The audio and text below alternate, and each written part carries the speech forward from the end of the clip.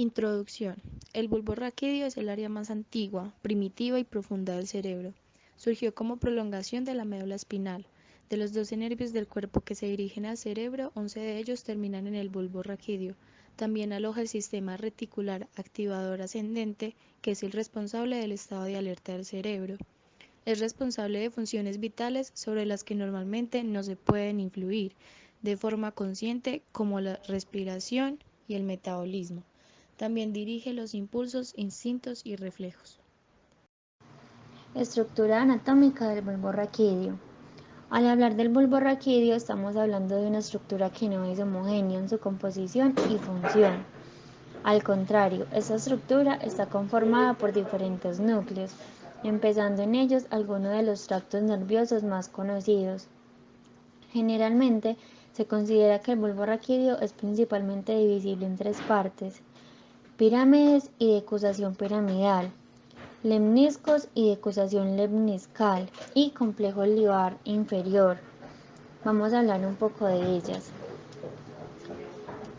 Pirámides vulvares y decusación piramidal.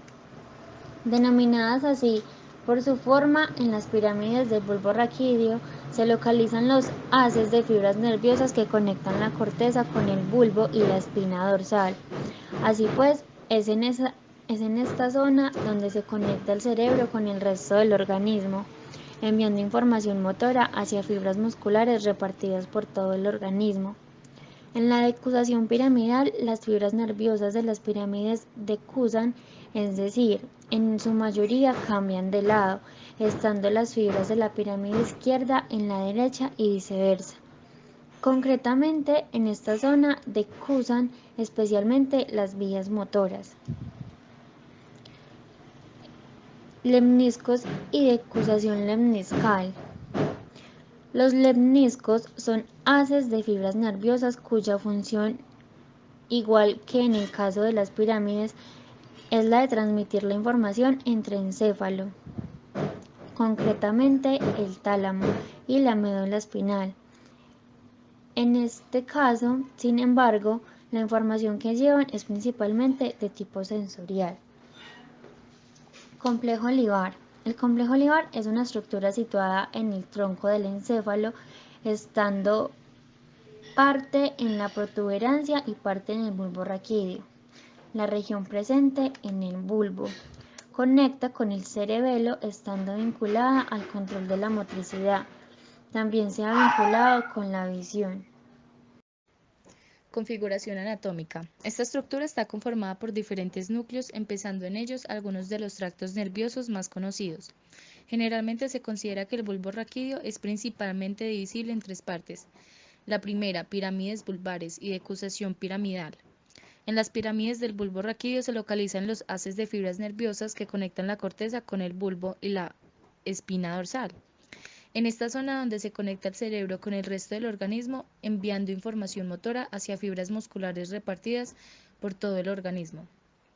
En la decusación piramidal, las fibras nerviosas de las pirámides decusan, es decir, en su mayoría cambian de lado, estando las fibras de la pirámide izquierda en la derecha y viceversa. Concretamente en esta zona decusan especialmente las vías motoras. La segunda, lemniscos y decusación lemniscal. Los lemniscos son haces de fibras nerviosas cuya función, igual que en el caso de las pirámides, es la de transmitir la información entre encéfalo, concretamente el tálamo y médula espinal.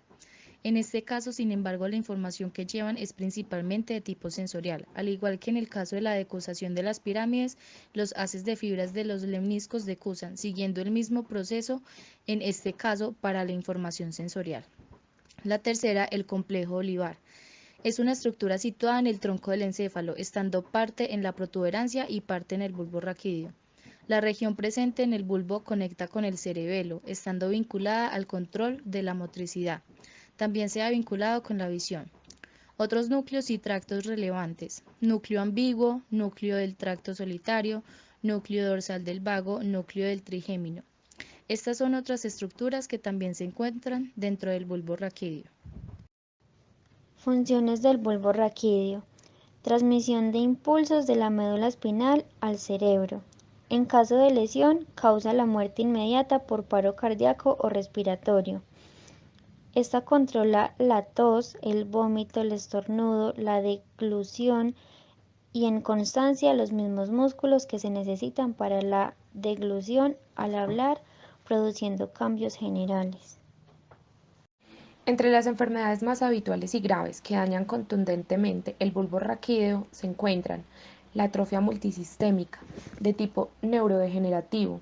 Es esta que tiene una causa desconocida y que suele producirse en adultos. Una atrofia del cerebelo es básicamente la principal consecuencia que tiene aquella. La esclerosis lateral amiotrófica, una de las enfermedades más frecuentes en lo que respecta a la afección del bulbo raquídeo. Es esta que se traduce en lo que sería una atrofia y posterior degeneración de lo que son las fibras corticoespinales. La esclerosis múltiple. Numerosos son lamentablemente los casos de personas con esta patología que no tiene cura y que es habitual que aparezcan mujeres con edades comprendidas entre los 20 y los 40 años. La principal consecuencia de la misma es la disminución notable de la movilidad, aunque puede degenerar incluso en invalidez absoluta. El cáncer del bulbo raquídeo. De esta grave patología habría que subrayar que presenta diversos tratamientos, tales como la cirugía o la quimioterapia.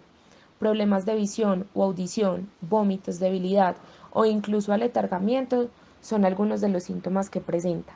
Cabe destacar que los daños en el bulbo raquídeo son fatales, causando la muerte inmediata por paro respiratoria o paro cardíaco.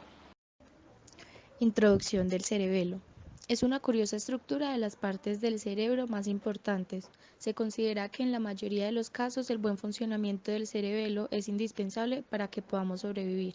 Aunque es una estructura aparentemente bastante discreta por estar oculta en la parte de la corteza cerebral, el cerebelo es una de las zonas del encéfalo con mayor densidad de neuronas.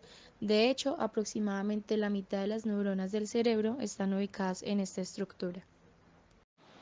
Estructura. Puede que el cerebelo sea relativamente pequeño, pero su composición es muy compleja. Los hemisferios del cerebelo. El cerebelo se parece al resto del encéfalo, en que también está cubierto por una capa de células que crean una superficie rugosa y llena de pliegues. Aunque eso sí, en el caso del cerebelo, estos pliegues son aún más apretados y finos. La corteza del cerebelo se divide en dos hemisferios cerebelosos, del mismo modo en que el córtex cerebral se divide en un hemisferio derecho y otro izquierdo. En el medio de estos hemisferios se encuentra una región llamada vermis, que es una franja vertical que une ambas partes y las conecta entre sí. Los lóbulos del cerebelo. Más allá de esta clasificación de partes de la corteza cerebelosa, hay varios lóbulos del cerebelo, del mismo modo en el que cada hemisferio de la corteza cerebral se divide en lóbulos del cerebro. Estos lóbulos son el lóbulo anterior, el lóbulo posterior, ordenados desde la parte superior a la inferior. Las funciones del cerebelo. Se consideraba que la tarea del cerebelo era básicamente hacer posible que mantengamos el equilibrio, que podamos coordinar movimientos simples y complejos, y en general que los músculos de nuestro cuerpo respondan de manera fiel y eficaz a las órdenes que emite el cerebro. El cerebelo en la regulación de las emociones. Al estar en comunicación con estructuras como la amígdala, el cerebelo tiene la capacidad de intervenir en la regulación de los estados emocionales que van apareciendo. El cerebelo y los procesos cognitivos. Se ha visto que el tamaño del cerebelo podría estar relacionado con el nivel de inteligencia que se tiene.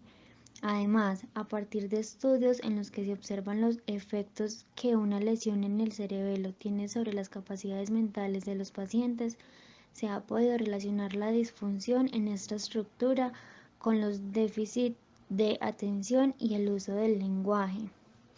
El cerebelo y la coordinación motora.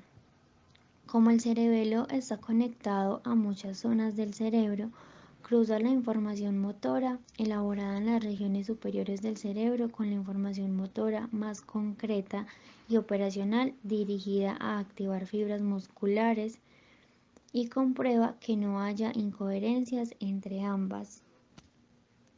Enfermedades. El síndrome cerebeloso, la lesión que tiene incidencia sobre toda la superficie o gran parte de ella del cerebelo. Este trastorno, según sus características, puede dividirse en síndrome cerebeloso del Vermis o síndrome cerebeloso hemisférico. Las lesiones del cerebelo. Entre los síntomas que revelan algún daño del cerebelo se encuentran la hipotonía, ataxia, alteración del equilibrio y de la marcha, temblor intencional, mareos,